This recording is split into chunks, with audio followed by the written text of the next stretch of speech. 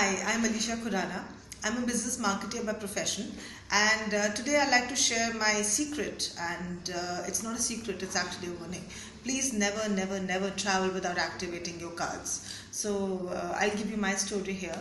A couple of years back, I traveled to Dubai, and as a woman, I shopped crazy in Dubai.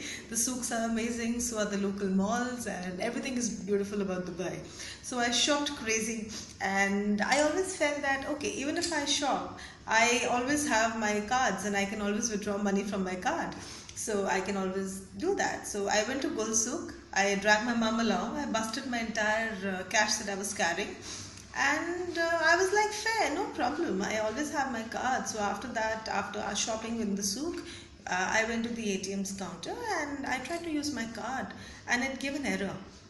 So that's when I realized that my cards weren't activated. I was carrying a lot of cards, but I forgot to activate a single card. So really bad, really unsafe in a new country, or even a strange country and not your country.